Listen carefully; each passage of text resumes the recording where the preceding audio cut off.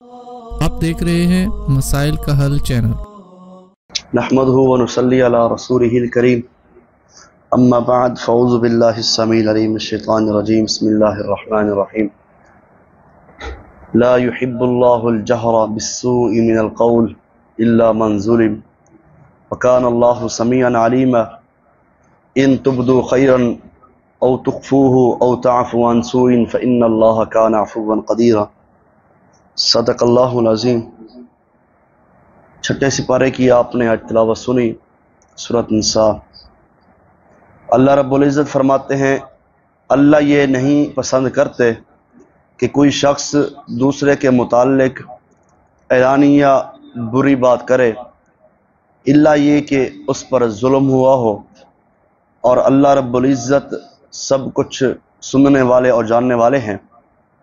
अगर तुम कोई भलाई ऐलानिया करो या खुफिया करो या किसी का कसूर माफ़ कर दो, तो अल्लाह रब्बुल इज़्ज़त बड़ा मुआफ़ करने वाला है और हर चीज़ पर कादिर है। इस आयत मुबारका से सबसे पहला दर्स जो है वो पर्दा पोशी है कि एक मुसलमान के ऐब अगर आपको इल्म हो गए हैं तो आपको चाहिए कि उसके ऐब पर पर्दा डालो। नबी मुकर्रम सल्लल्लाहु अलैहि वसल्लम ने फरमाया कि मुआफ़ कर देने से अल्लाह रब्बुल इज़्ज़त बंदे की इज़्ज़त में इजाफा फरमा देते हैं।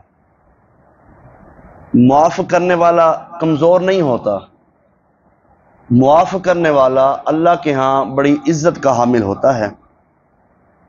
हाँ, जिस पर जुल्म हुआ है वो अपने जुल्म के लिए आवाज़ उठा सकता है, उसको हक हासिल है। दूसरी हदीस नबी अलैहिस्सलातु वस्सलाम ने फरमाया, मेरी उम्मत के तमाम गुनाहों को माफ़ कर दिया जाएगा इल्ला ये कि वो ज़हरन गुनाह करने वाला हो। उसकी वजाहत की कि वो गुनाह ये कि आदमी रात को कोई गुनाह करता है, रात के अंधेरे में, उसे पता है या उसके रब को इल्म है, और जब सुबह होती है वो अपने गुनाह का ऐलान करता है, लोगों को बताता है, रात मैंने ये किया, रात मैंने वो किया। दोस्तों की महफिल में अल्लाह ने उसका राज रखा है, अल्लाह ने उसकी पर्दा पोशी की है, लेकिन वो सुबह उठकर लोगों को अपने सारे मामलात बता रहा है, अपने ऐबों के पर्दा डालने के बजाय उस अपने ऐबों को फाश कर रहा है। तीसरी हदीस नबी अलैहिस्सलातु वस्सलाम ने फरमाया, मन सतरा मुस्लिमन सतरहुल्लाहु फिद दुनिया वल आखिरह। जिस बंदे ने दुनिया के अंदर अपने मुसलमान भाई के गुनाहों पर पर्दा डाला, कल क़यामत के दिन अल्लाह रब्बुल इज़्ज़त भी उसके ऐबों पर पर्दा डाल देंगे। मतलब यह है इस्लाह मकसूद हो, और इस्लाह भी तब करनी है जब इंसान किसी को अकेले में पाए। सबके सामने इस्लाह नहीं होती, इस्लाह अकेले में होती है। अगर आप इस्लाह करना चाहते हैं तो वो समझाना चाहते हैं तो उसका आपको अजर मिलेगा, लेकिन अगर कोई बात किसी भाई की आपको इल्म हो गई है तो आप उसी को लेकर पूरे इलाके में उस बात को फैला दें, तो ये पर्दा पोशी नहीं है। नबी अलैहिस्सलातु वस्सलाम फरमाते हैं कि तुम में से कोई शख्स अपने परवरदिगार के इतना करीब हो जाएगा कि अल्लाह ताला उस बंदे पर अपना बाजू रख देंगे। अल्लाह उस बंदे पर अपना बाजू, सहीह बुखारी की रिवायत, किताबुल मज़ालिम, अल्लाह उस बंदे पर अपना बाजू रख देंगे। कितना खुश नसीब है जिसके जिस्म को अल्लाह रब्बुल इज़्ज़त टच करेंगे, खुश नसीबी की बात है। तो फिर अल्लाह फरमाएंगे, हाँ मेरे बंदे, तूने फला फला काम किए थे। इनकार तो नहीं करेगा, पर अब क्या होगा ना, जी अल्लाह किए थे, फला काम भी किए थे, जी किए थे। तो अल्लाह फरमाते हैं, जैसे मैंने दुनिया में तेरे ऐबों पर पर्दा रखा था, आज भी मैंने तेरे ऐबों पर पर्दा रख के मैंने तुझे मुआफ़ फरमा दिया है। मुआफ़ करने का एक अंदाज देखिए मालिक का।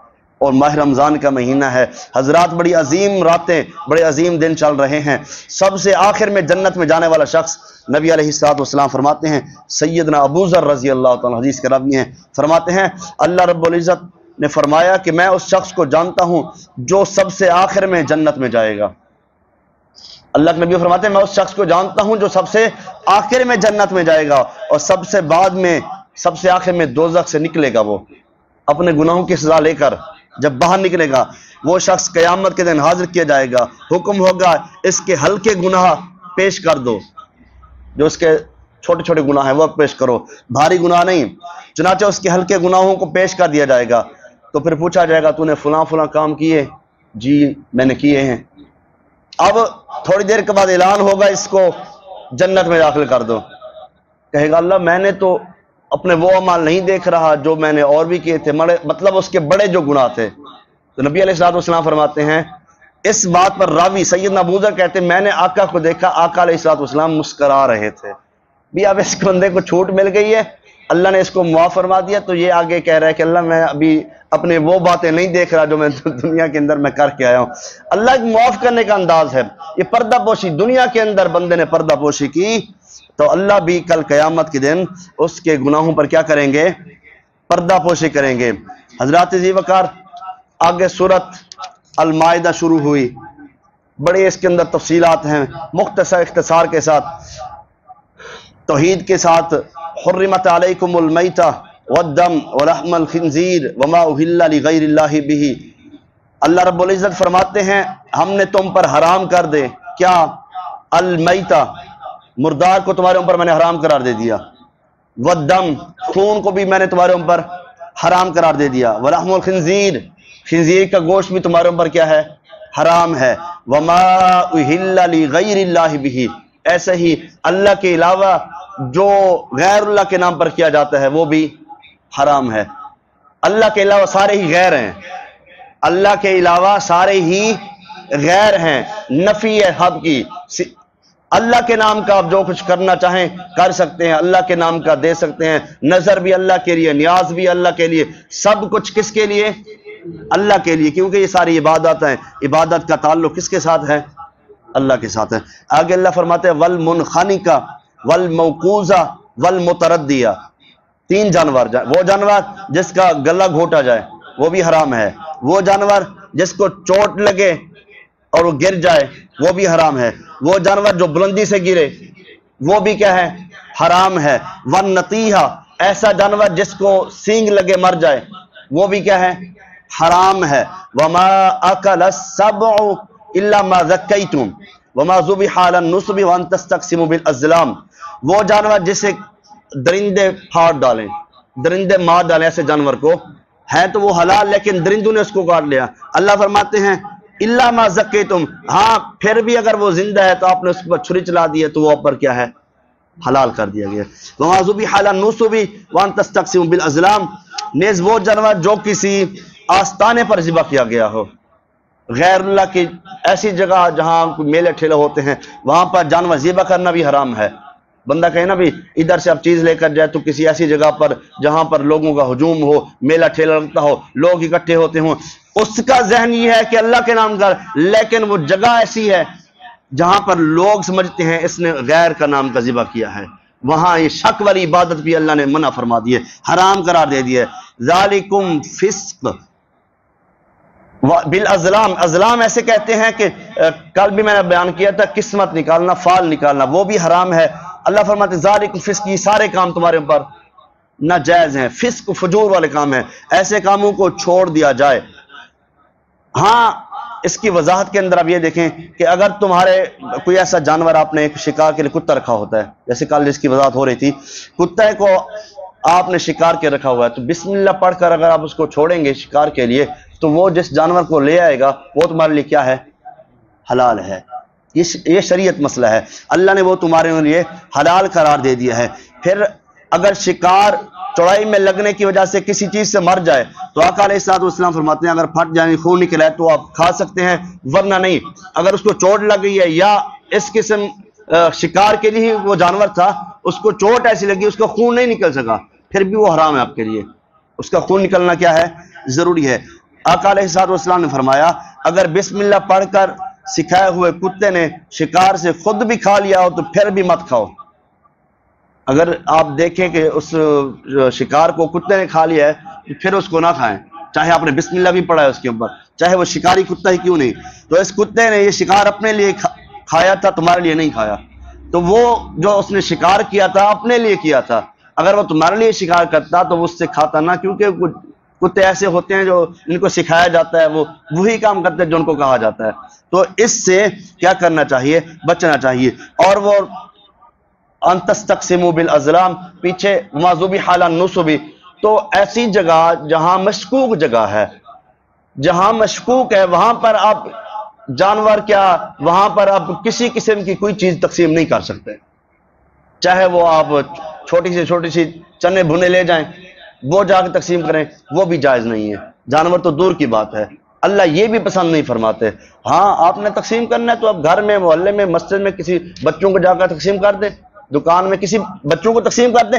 جگہ خاص نہ کریں، ایسی جگہ جو مشکوک جگہ ہو اس سے کیا کرنا چاہیے؟ بچنا چاہیے. تو آگے شکار کے حوالے سے آقا علیہ الصلوۃ والسلام فرماتے ہیں جب تم اپنے کتے کو جس کو آپ نے سکھایا ہوا اس کو چھوڑو تو ان پر اللہ کا نام لے لو تو اس کا کیا ہوا شکار تم کھا سکتے ہو. پیچھے جو وضاحت تھی اس کو بھی مد نظر رکھنا ہے اور اس حدیث کو بھی مد نظر رکھنا ہے. آقا علیہ الصلوۃ والسلام نے فرمایا جب تم اپنا تیر چھوڑو تو اس پر بھی بسم اللہ کہو. بسم اللہ کہہ کر تیر چھوڑو. جیسے شکار کے لوگ جاتے ہیں، جو لوگ یہ پیشہ کرتے ہیں، بڑا اچھا کام ہے، شکار کرنا چاہیے. تو شکار کے متعلق مسائل بھی علم ہونا چاہیے. آقا علیہ الصلوۃ والسلام فرمایا جب تم تیر چھوڑو اور شکار غائب ہو جائے تو جب ملے اسے کھا سکتے ہو، بشرطے کہ وہ سڑا ہوا گلا ہوا نہ ہو، خراب نہ ہو جائے. اگر خراب ہے تو پھر اس کو چھوڑ دو، پھر آپ اس کو نہیں کھا سکتے. چوتھی حدیث نبی علیہ الصلوۃ والسلام فرماتے ہیں تم شکار پر تیر چھوڑو، پھر اس شکار کو 1 یا 2 دن کے بعد پاؤ.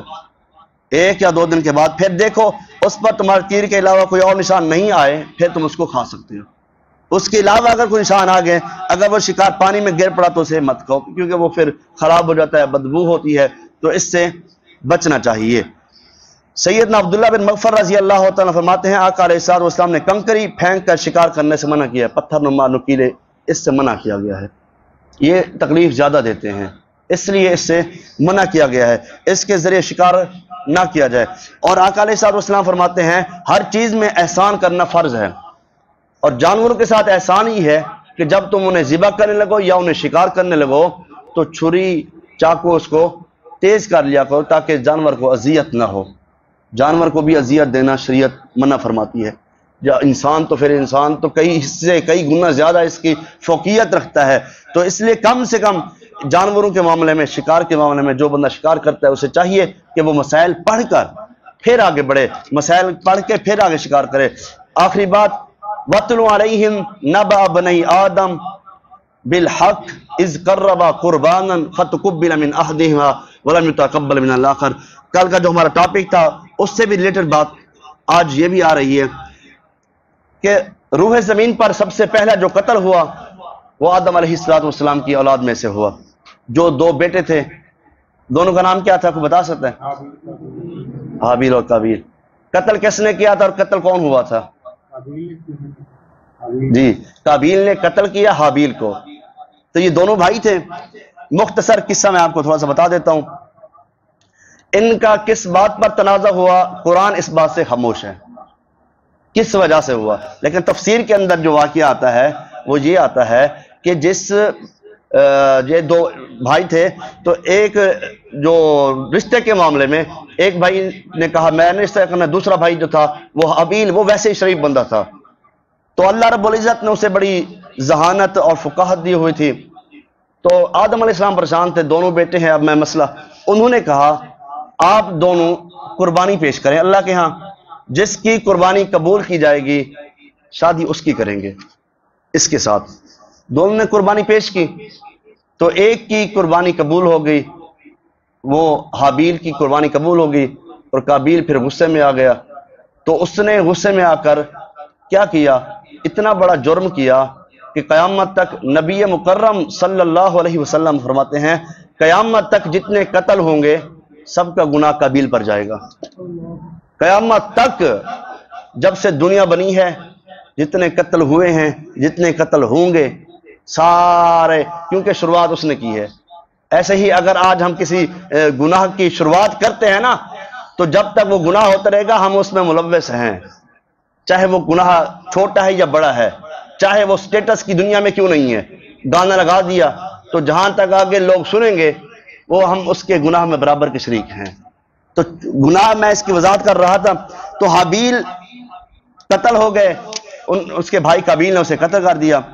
اب وہ پریشان ہے، میرے سے تو جرم ہو گیا ہے، اب پریشان ہے بھی اس کا کرنا کیا ہے، اس کو دفن کیسے کرنا، نہ کوئی علم ہے نہ کوئی خبر ہے، اب اتنی بڑی غلطی ہو گئی۔ تو اللہ رب العزت نے سمجھانے کے لیے ایک کوا بھیجا۔ دو کوے آپس میں لڑ رہے تھے، اور لڑتے لڑتے ایک کوا مر گیا، اور دوسرے کوے نے کیا کیا، زمین کورید کر اس کو نیچے دفن کیا، اوپر مٹی ڈال دی۔ تو یہ قابیل دیکھ رہے تھے، حابیل آگے تھے، اب وہ دیکھ رہے تھے بھی وہ کوا نے کیسے مارا، پھر اس کو کیسے دفن کیا۔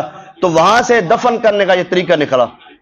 آج تک وہی طریقہ رائج ہے کہ اگر کوئی مسلمان فوت ہو جائے یا قتل ہو جائے تو اس کو زمین میں کیا کرتے ہیں، دفن کرتے ہیں۔ تو اس لیے نبی علیہ الصلوۃ والسلام نے فرمایا جو پہلا جو قتل ہے، اب دیکھیں کل یہ بات چل رہی تھی قتل کے حوالے سے، اللہ فرماتے ہیں فَكَأَنَّمَا قَتَلَ النَّاسَ جَمِيعًا، جس بندے نے ایک قتل کیا کسی کو ناحق قتل کرنا۔ اب قتل کی کچھ صورتیں جائز بھی ہیں، آپ کے علم میں ہونا چاہیے 3 صورتیں ایسی ہیں قتل کی جو جائز ہیں۔ سب سے پہلی صورت یہ ہے کہ قتل کے بدلے قتل کیا جا سکتا ہے قصاص کے طور پر۔ دوسری صورت یہ ہے شادی شدہ مرد یا عورت ان میں سے جو برائی کرے گا اس کو بھی شریعت کہتی ہے قتل کر دو، مار کر، کوڑے مار کے، پتھر مار کر، اس کو رجم کر کے اس کو مار ڈالو۔ تیسرے نمبر پر ارتداد، جو بندہ مرتد ہو جائے، کلمہ پڑھ کے پھر کلمہ چھوڑ دے، اس کو بھی قتل کیا جا سکتا ہے۔ قتل کرنا کس نے ہے، سزا کس نے دینی ہے، حکومت نے دینی ہے، یہ ہماری ذمہ داری نہیں ہے۔ جو جرم کرے گا وہ حکومت، اسلامی حکومت اس کو سزا دے گی، ہمارا کام ہے صرف بتا دینا۔ یہ 3 صورتوں میں قتل جائز ہے، مارا جا سکتا ہے، ادروائز اس کے علاوہ کسی کو قتل کرنا کیا ہے، کبیرہ گناہ ہے، کبیرہ گناہ ہے۔ تو سیدنا انس بن مالک رضی اللہ فرماتے ہیں آقا علیہ الصلوۃ والسلام نے فرمایا اپنے بھائی کی مدد کرو، خواہ وہ ظالم ہو یا مظلوم ہو۔ صحابہ نے عرض کیا اللہ کے نبی مظلوم کی مدد تو سمجھ آتی ہے، ظالم کی مدد کیسے کریں؟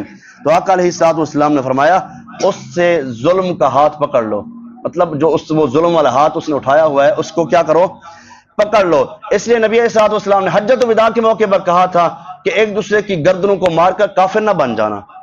تو جس نے کسی مسلمان کو ناحق قتل کیا سمجھ لو اس نے کفر والا کام کیا ہے، کفر والا کام کیا ہے۔ اس لیے ایسے کام سے کیا کرنا چاہیے، بچنا چاہیے۔ اللہ سے دعا ہے جو سنایا سب سے پہلے اللہ رب العزت مجھے پھر آپ احباب کو عمل کرنے کی توفیق عطا فرمائے۔